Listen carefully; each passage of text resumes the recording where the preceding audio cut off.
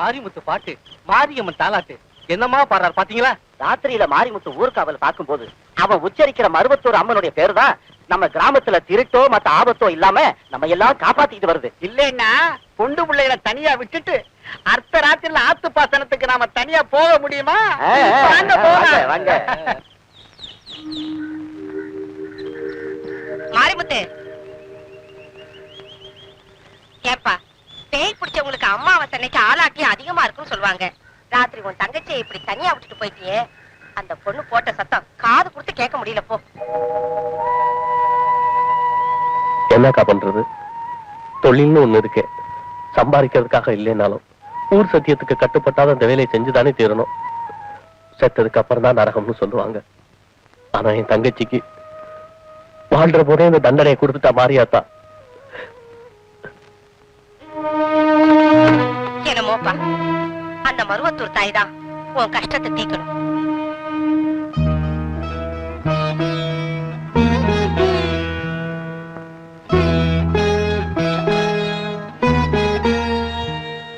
தங்கச்சி,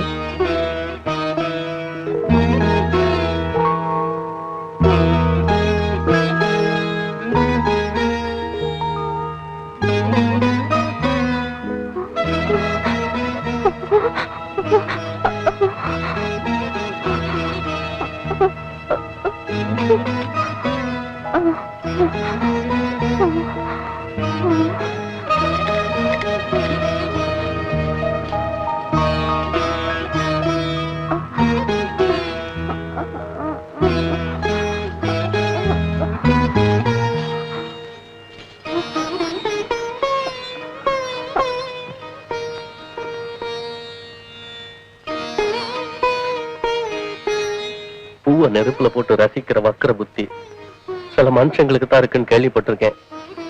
அப்படி ஒரு அநியாயத்தை உன் வாழ்க்கையில இந்த தெய்வமே பண்ணிடுச்சேன்.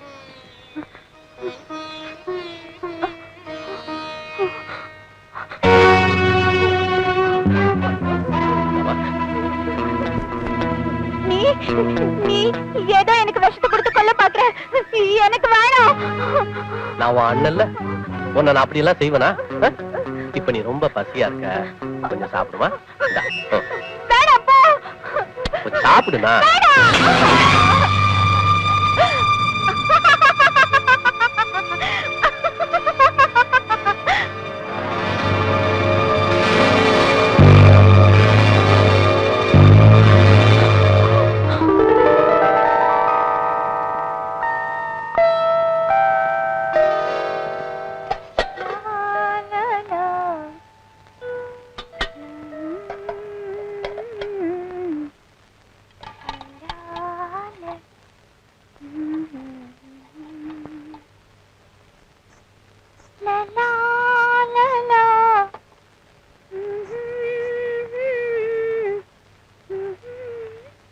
அண்ணே அண்ணே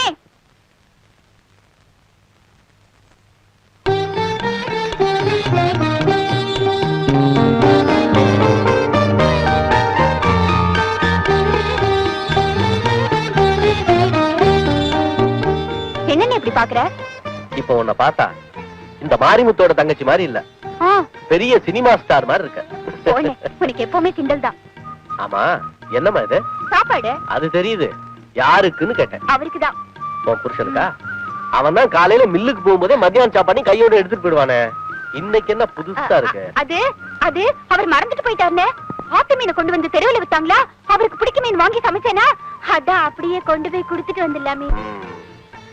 நீ வெக்கப்படுறத பார்த்தா இது வெறும் சாப்பாட்டு விவகாரமா மட்டும் தெரியல. சரி சரி போ. இந்தமா மச்சான் மில்லுக்கு லீவ் போட்டுட்டு சினிமா இனிமா கூப்பிட்டா கண்ட படத்துக்கு போயிடாத, நல்ல பக்தி படமா பாத்துப்போ. என்ன?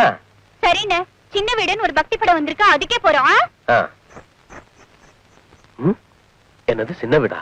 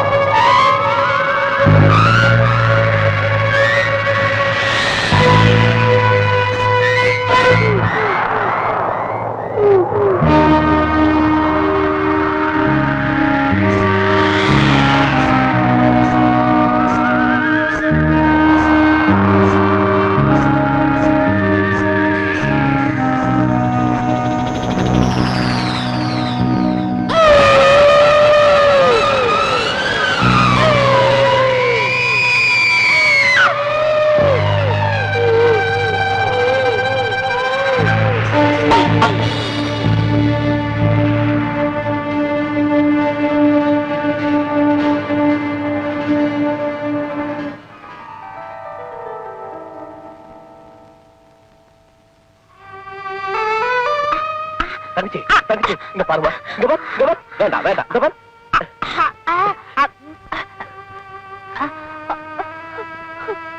நான் சொல்றது கேளுமா.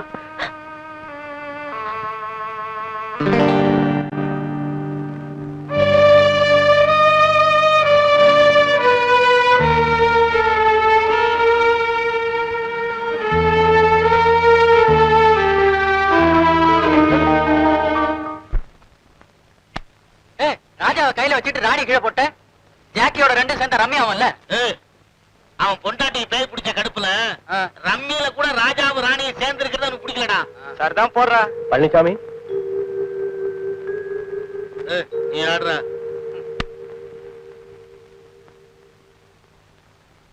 பழனிசாமி, கற்பகத்தை நீ வந்து பார்த்து எவ்வளவு நாளாச்சு. மனநிலை சரியில்லாம இருக்கிற இந்த நேரத்திலையும் அவளுக்கு ஓ நினைவு மட்டும் எப்போ இருந்துகிட்டே இருக்கு. மன்னிக்கணும், எனக்கு கற்பகங்கிற மனைவி இருந்தது உண்மைதான். ஆனா அவளை என் மனசால விவாகரத்து பண்ணி ரொம்ப நாளாச்சு. பழனிசாமி, என்னப்பா இப்படி ஒரே அடியா உறவு முறிச்சு பேசுற? ஒரு நாளாவது ஒரு சந்தோஷத்துக்காக வாழ்ந்தவன் என் தங்கச்சிங்கிறது ஞாபகத்துல இருக்கட்டும். அதுக்காக பிறந்ததுல இருந்தே இந்த உடம்போட ஒட்டி இருக்கிற கைகாலுக்கே ஒண்ணுன்னா வெட்டி எரிஞ்சிடறான். என்னமோ பாதியில வந்த பொண்டாட்டியை பத்தி பெருசா பேச வந்துட்டியே. மாரிமுத்து, அவளை என் தாரமா ஏத்துக்க தயாரா இருக்கேன், ஆனா பாரமா ஏத்துக்க முடியாது. ஏப்பா, உன்னை என்ன உடம்பு சரியில்லாம இருக்கிற என் தங்கச்சிக்கு வந்து பணிவிட செய்ய சொல்றனா, இல்ல அங்கங்க கடன் வாங்கிட்டு வந்து அவளுக்கு வைத்தியம் பார்க்க சொல்றனா? தாலி கட்டின தோஷத்துக்கு 2 நாளைக்கு ஒரு தடவை வந்து அவளை பார்த்துட்டு போனா அவ மனசுக்கு ஆறுதலா இருக்குமே தான் சொல்றேன். ஏய், சும்மா வளவளன்னு பேசி நிக்காத, நான் ஒரு மாதிரி. அப்புறம் நீ ஊர்க்காரங்க மத்தியில் அவமானப்பட வேண்டியது வரும், ஜாக்கிரதை. ஏய், சீட்டை போடுறா. பழனிசாமி, மருவத்தூரால சாட்சியா வச்சு நடந்த கல்யாணம் பாயுது, அதுக்கு நீ தர்ற மரியாதை தானா? ஏய், இந்த மேல்மருவத்தூர் அம்மை அப்படி இப்படின்னு சென்டிமெண்டா பேசி என் மனசை மாத்திரலாம்னு நினைக்காத. அந்த மேல்மருவத்தூராலே வந்து நேர்ல நின்னு சொன்னா கூட நான் உன் தங்கச்சி ஏத்துக்க முடியாது. ஏய், சீட்டை மறுபடியும் கலச்சு புதுசா போடுங்கடா.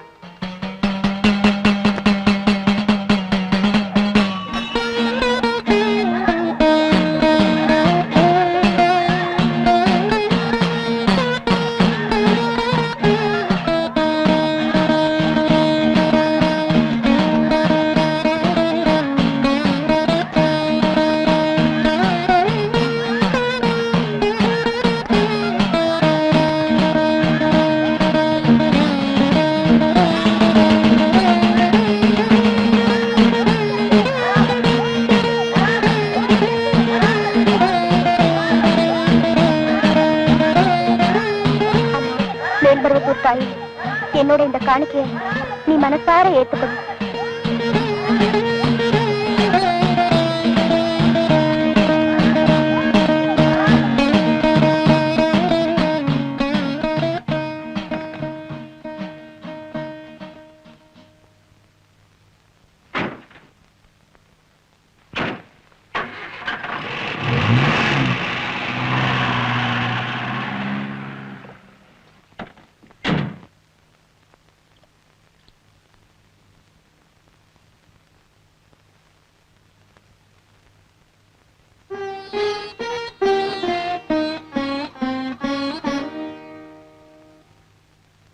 கற்பகம்,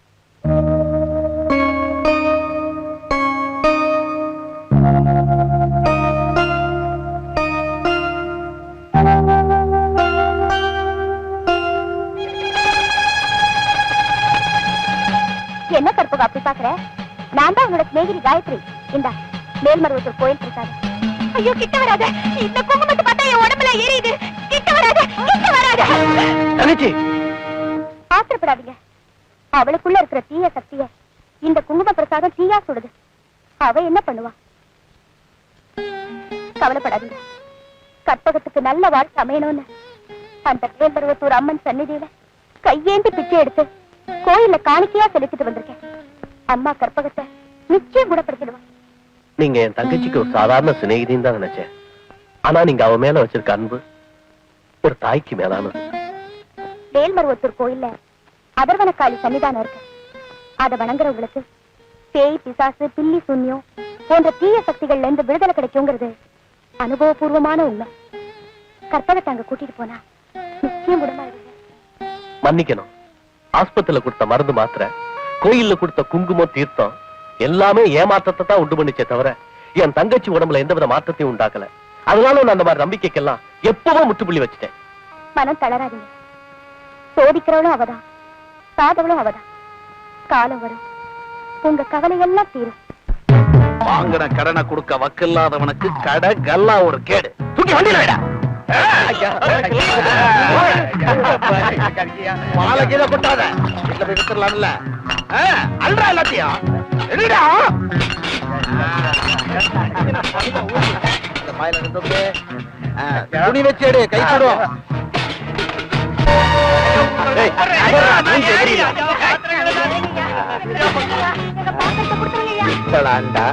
ஈய இல்லாத குண்டம் இதெல்லாம் முதல் தான் சேரும். வட்டிக்கு என்ன பண்ண போறீங்க? வேற ஒண்ணும் உள்ள உருப்படியா இல்லீங்களே. அங்க ஒரு உருப்படி இருக்கு. அவ கழுத்துல தாலி இருக்கு, அதுல தங்க இருக்கு.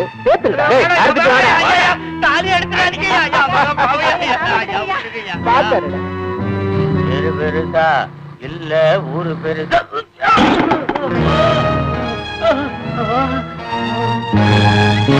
அம்மாவா? அம்மா ஏண்டா வாங்கின கடனை உங்க ஆத்தாள வந்து குடுப்பா? கம்மனாட்டி. டேய், அதை எடுத்து வண்டியில வைங்கடா. கொலகார பாவி, உழவனுக்கு ஏற்கலப்பதான் தெய்வம்னு சொல்லுவாங்க. அதை புடிக்கிட்டு போய் நீ நல்லா இருப்பியா? ஏய் ஐயா, ஐயா சாபம் விடுறாரு. அது உண்மையா? கடங்கார சாபம் பலிக்காது. ஏன் அப்படி போட்டு அடிக்கிறீங்க? வந்துட்டான்டா ஹீரோ வக்காலத்து வாங்குறதுக்கு வழக்கம் போல. அது இருக்கட்டும். டேய், தங்கச்சிக்கு உடம்பு சரியில்லை, வைத்திய செலவுக்கு 1000 ரூபாய் வேணும்னு கடன் வாங்கினிய, எப்ப திருப்பி தர? வட்டி முதலுமா தானா வீடு தேடி வரும். அசலே காணோம், வட்டி குட்டி போடுதா? நேரம் பார்த்துதான் நீ வந்து கடனை திருப்பி கொடுப்பியா? உன் பரம்பரை வீடுன்னு ஒரு பெரிய கட்டடமா இருக்கு, அதை இடிச்சு கல்ல வித்தாலே கடன் அடிச்சிடலாமே. பெரியவங்க சேர்த்து வச்சுட்டு போன சொத்தை மட்டும் இல்ல, கௌரவத்தை விக்கிற புத்தி எனக்கு இல்ல.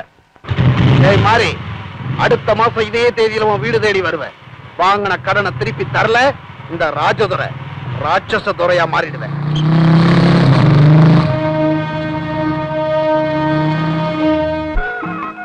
மருவத்தூரில் நடப்பதெல்லாம் மந்திர வித்தையில்லை, அந்த மகான் சொல்ல வாக்கினிலே சந்தேகமில்லை.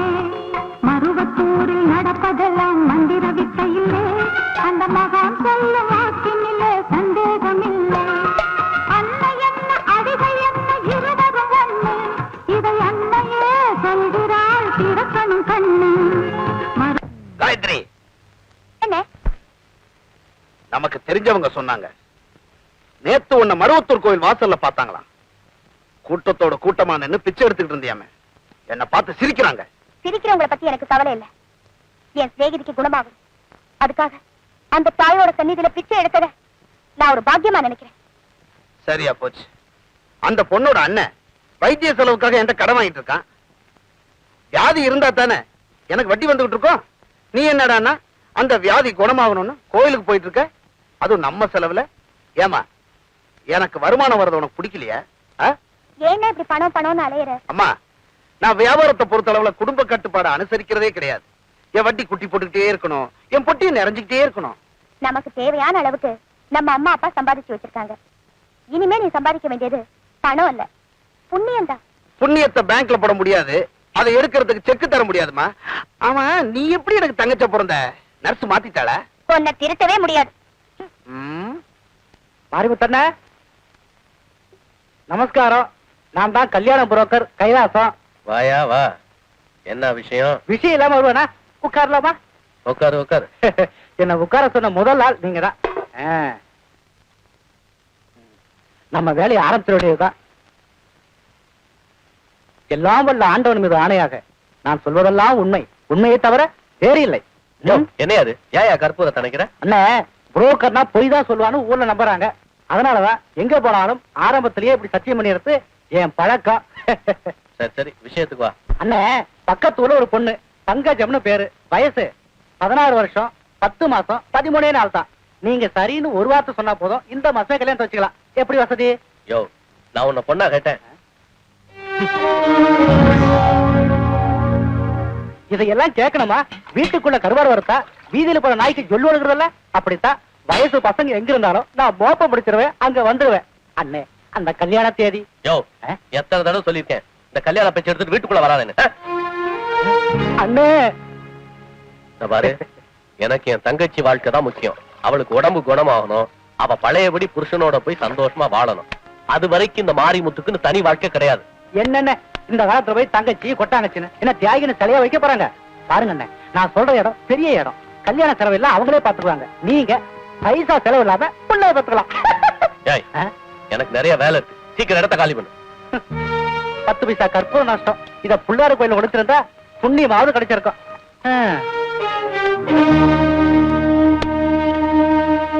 ஏன்பா, முதல் மனைவி உயிரோட இருக்கிறப்பவே 2வது கல்யாணம் பண்ணிக்க போறேன்னு சொல்றியாமே, நம்ம ஊருக்கு இது புது பழக்கமா இருக்கே.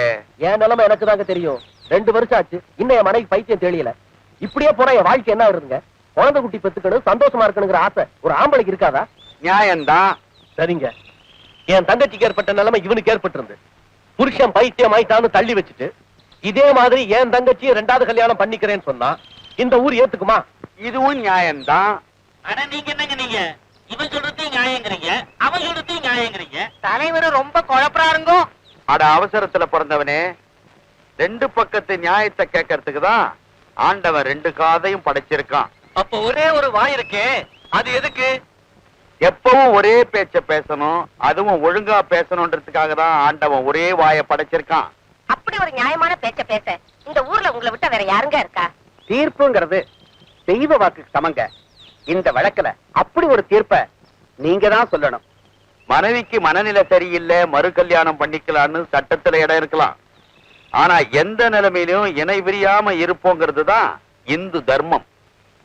பழனிசாமி, பஞ்சாயத்து போர்டு தலைவருங்கிற அதிகாரத்துல நான் தீர்ப்பு வழங்கல. வயசுல கொஞ்சம் மூத்தவன், அனுபவம் இருக்கு, அதனால சொன்னேன். தம்பி, தெய்வம் கண்ணை திறக்கும். உன் மனைவிக்கு உடம்பு சரியா போயிடும்பா. நீங்க 2 பேரும் சந்தோஷமா வாழதான் போறீங்க. இந்த ஊரே பார்க்கதான் போகுது. அது வரைக்கும் கொஞ்சம் பொறுமையாயிரு. எனக்கு தெரியுங்க, சுத்தி வளைச்சு நீங்க மாரிமுத்துக்கு சாதகமா தான் தீர்ப்பு சொல்லுவீங்கன்னு. ஒரு காலம் இதை என்னால ஒத்துக்க முடியாது.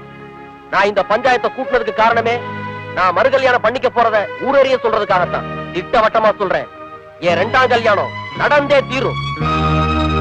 மேல்மருவத்தூர் கோயில்ல அதர்வனக்காளி சன்னிதானம் இருக்கு. அதை வணங்குறவங்களுக்கு பேய், பிசாசு, பில்லி சூன்யம் போன்ற தீய சக்திகள்ல இருந்து விடுதலை கிடைக்குங்கிறது அனுபவபூர்வமான உண்மை. கற்பனை தாங்க கூட்டிட்டு போனா நிச்சயம் குணமாயிடுங்க.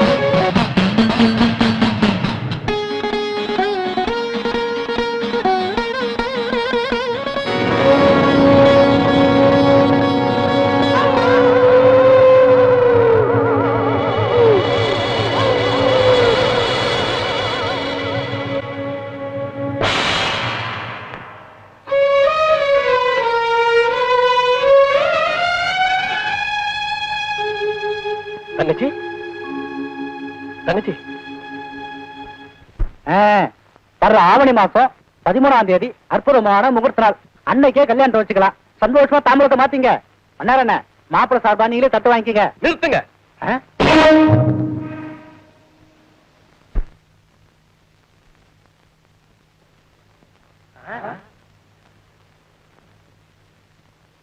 ஏயா, நீங்க எல்லாம் பெரிய மனுஷங்க தானே?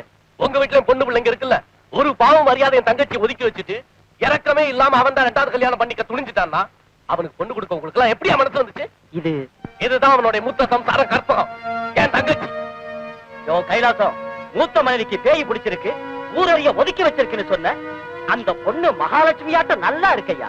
அந்த பொண்ணுக்கு என்னையா குறைச்ச? பிடிச்சிருக்கிற போய் ஸ்ட்ராங்கா இருக்குன்னு நினைச்சேன். இப்படி கமிஷன் ஆக நேரத்துல காலவாரம் தெரியாம போயிடுச்சு.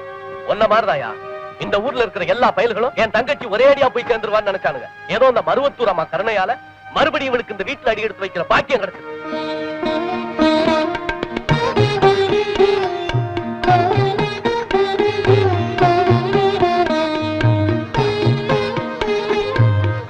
கற்பகம், ஏன் இங்கே நின்னுட்டு இருக்க? இது ஓ வீடு. உன்னை தடுத்து நிறுத்துற யோகியதை இங்க எவனுக்கு கிடையாது. உள்ளவா.